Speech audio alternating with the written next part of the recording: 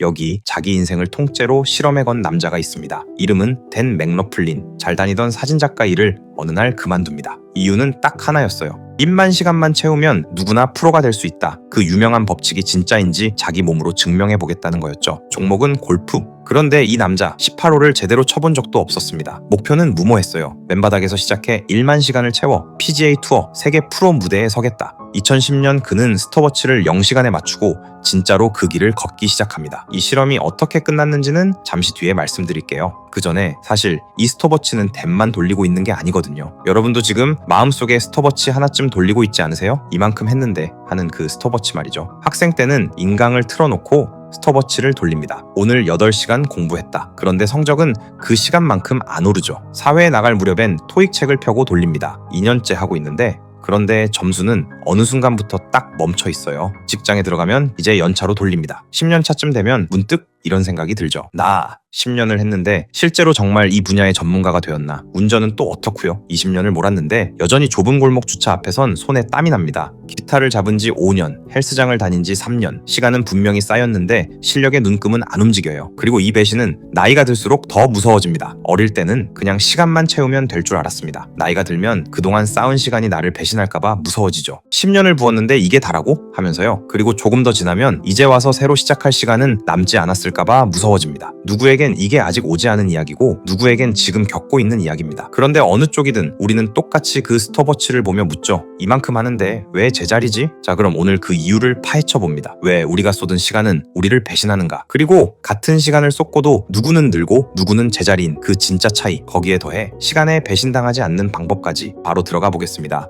대체 이 1만 시간이란 법칙은 어디서 온 걸까요? 2008년 말콤 글래드웰이 아웃라이어라는 책에서 이렇게 말합니다. 어떤 분야든 1만 시간을 채우면 세계적인 경지에 오른다. 이 한 문장이 전 세계를 휩쓸죠. 우리나라에서도 1만 시간의 법칙이 한때 엄청 유명했었던 거 기억나시죠? 그런데 이 숫자의 원래 주인은 따로 있습니다. 심리학자 안데르스 에릭슨. 글래드웰은 이 사람의 바이올리니스트 연구에서 1만 시간을 가져왔어요. 문제는 정작 그 연구를 한 에릭슨 본인이 내 연구를 완전히 오해했다고 공개적으로 반박했다는 겁니다. 에릭슨이 짚은 건 두 가지예요. 첫 번째, 그 1만 시간은 20살 엘리트 연주자들의 평균일 뿐이었습니다. 평균이라는 말은 훨씬 많이 한 사람도 훨씬 적게 한 사람도 있다는 뜻이죠. 실제로 그 엘리트들 중 절반가량은 20살에 1만 시간을 채우지도 못했어요. 1만은 애초에 넘으면 프로가 되는 마법의 기준선이 아니었던 겁니다. 그리고 두 번째가 오늘의 진짜 핵심입니다. 에릭슨은 말합니다. 중요한 건 몇 시간을 했느냐가 아니라 어떻게 했느냐다. 우리는 15년 동안 이 법칙의 절반만, 그것도 틀린 절반만 붙잡고 있었던 거예요. 시간만 세고 어떻게는 통째로 빠뜨린 채로 말이죠. 그럼 그 어떻게가 왜 그렇게 중요한 걸까요? 시간이 우리를 배신하는 바로 그 순간을 들여다보면 답이 보입니다. 아까 잠깐 예시로 나왔던 그 운전 다시 한번 보겠습니다. 여러분, 운전 몇 년 하셨어요? 5년? 10년? 시간으로 치면 수천 시간일 텐데 그렇다고 여러분이 카레이서가 됐나요? 아니죠. 타이핑도 똑같아요. 하루 종일 키보드를 치지만 타자 실력은 몇 년째 대체로 그대로예요. 여기에 에릭슨이 짚은 뇌의 비밀이 있습니다. 우리 뇌는 어떤 일이 그럭저럭 되는 수준에 오르면 그때부터 그 일을 자동 조종으로 돌려버립니다. 생각 없이 편하게 손이 알아서 운전이 편해지는 그 순간부터 우리는 운전 연습을 멈추고 그냥 운전을 소비하는 겁니다. 그래서 이렇게 됩니다. 자동 조종으로 보낸 시간은 아무리 쌓여도 실력이 되지 않아요. 편하긴 한데 제자리인 거예요. 마치 주행거리계 숫자는 10만 킬로를 넘어가는데 운전 실력은 면허 땄던 그때나 지금이나 비슷한 것처럼 말이죠. 손은 바쁜데 눈금은 안 움직입니다. 아까 그 10년차 직장인, 20년 운전자 게을러서 그런 게 아니죠. 그 시간의 대부분이 자동 조종으로 돌린 시간이었던 겁니다. 열심히 소비는 했는데 연습은 아니었던 거죠. 그래도 결국 오래 한 사람이 이기지 않나요? 라는 생각이 바로 듭니다. 그 마지막 믿음마저 2014년에 데이터가 정면으로 반박합니다. 심리학자 매크나마라 팀이 지금까지 나온 연습과 실력의 관계 연구를 전부 모아 분석했습니다. 질문은 하나죠. 연습량이 실력 차이를 얼마나 설명하는가? 결과는 분야마다 충격적으로 달랐습니다. 게임은 26%,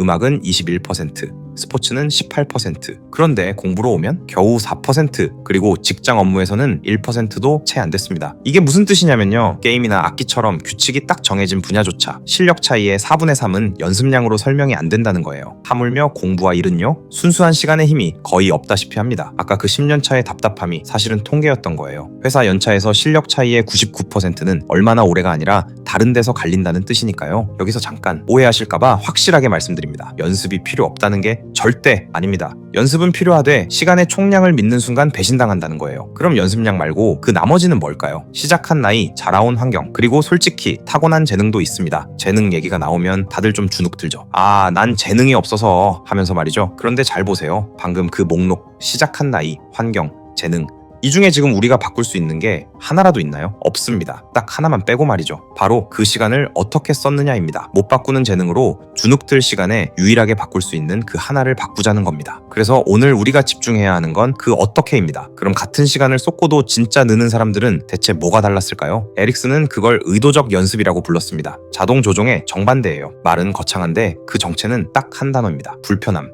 자동 조종은 편하죠. 이미 할 줄 아는 걸 손이 알아서 하니까요. 그런데 의도적 연습은 그 반대예요. 계속 걸리고 버벅대고 자꾸 틀립니다. 바이올린으로 치면 이미 잘 치는 곡을 100번 더 켜는 게 아니라 자꾸 틀리는 그 한마디만 붙잡고 늘어지는 거예요. 듣기만 해도 벌써 좀 불편하시죠? 네, 바로 그 불편함이 핵심입니다. 그래서 실력이 자라는 신호는 뿌듯함이 아니라 어색함이에요. 편하고 익숙하면 자동 조종, 제자리에 머무는 거죠. 어색하고 자꾸 걸리면 그게 실력이 자라는 소리입니다.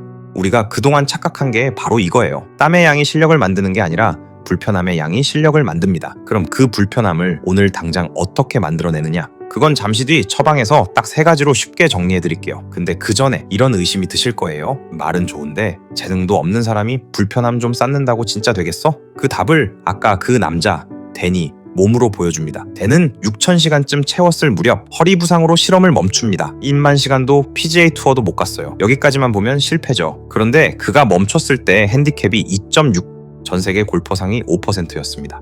골프 좀 쳐보신 분들은 핸디캡 2.6이라는 게 얼마나 대단한 스코어인지 바로 아실 겁니다. 골프 한번 안 쳐봤던 사진작가가 몇 년 만에 거기까지 간 거예요. 그러니까 이 실험이 증명한 건 정반대였어요. 노력은 배신하지 않았습니다. 상위 5%까지 끌어올렸으니까요. 배신한 건 10,000시간만 채우면 프로라는 그 숫자였어요. 댄을 상위 5%로 만든 건 시간의 개수가 아니라 매일 코치와 데이터를 붙들고 약점을 조준했던 그 연습의 질이었습니다. 그러니 오해가 없으셔야 합니다. 오늘 이야기는 노력하지 마라가 절대 아니에요. 이왕 쏟을 노력, 자동 조종 말고 조준해서 쏟아라입니다. 문제는 우리 대부분이 그 조준을 놓친 채 매일 밤 자동 조종으로 시간만 태운다는 거예요. 인강을 12시간 틀어놨는데 정작 손으로 푼 문제는 몇 개 없죠. 헬스장 2년을 다녔는데 늘 하던 무게로 늘 하던 개수만 편하게 채우고 나옵니다. 유튜브를 3년째 하는데 똑같은 방식으로 똑같이 올려요. 시간은 분명히 쌓였습니다. 그런데 눈금은 안 움직여요. 그 시간의 대부분이 편하고 익숙하고 이미 할 줄 아는 걸 반복한 자동 조종 시간이었기 때문입니다.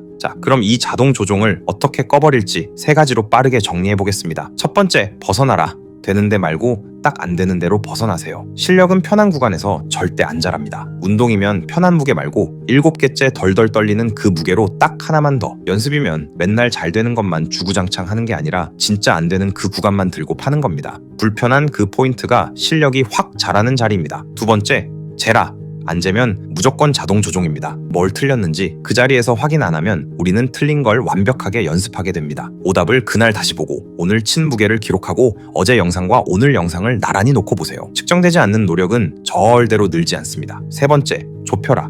많이가 아니라 하나만으로 좁히세요. 오늘은 그냥 3시간 공부가 아니라 이 불편함 하나를 오늘 잡는다로 목표를 바꾸는 거예요. 막연한 3시간은 흩어지지만 불편함 하나에 꽂힌 30분은 눈금을 움직입니다. 이 채널이 1%의 성장인 이유, 하루에 세상을 바꾸는 10시간을 쏟으라는 게 아닙니다. 매일 어제의 나보다 딱 1%만 불편한 그 지점을 건드리라는 겁니다. 그게 쌓이면 제자리에서 도는 게 아니라 진짜 앞으로 나아가는 길이 되는 거죠. 오늘 얘기한 의도적 연습이 사실 하루 1%의 진짜 뜻이었던 거죠. 그 하루치 1%를 어디가 내 약점인지 짚어주고 오늘 뭘 조준할지 정해주고 늘고 있는지 재주는 작은 도구를 설명란에 남겨둘게요. 혼자 자동 조종으로 시간만 태우지 않게 같이 눈금을 옮겨보시죠. 그런데요, 오늘 얘기 듣고 그래 오늘부터 불편한 20분 하고 책상에 앉으면 아마 3분 만에 손이 저 혼자 폰으로 갈 겁니다. 그때 우리가 늘 하는 동작이 있죠. 화면을 위에서 아래로 쭉 당겨서 뭐가 뜰지 모른 채 세로 고침하는 거. 그게 슬롯머신 레버를 당기는 것과 똑같은 동작이라는 거 아셨나요? 이게 우연이 아닙니다. 페이스북을 만든 초대 사장이 몇 년 뒤에 이런 고백을 하거든요. 우리가 만든 건 인간 심리의 취약점을 이용하는 거였다. 나도 저커버그도 그걸 알면서도 만들었다.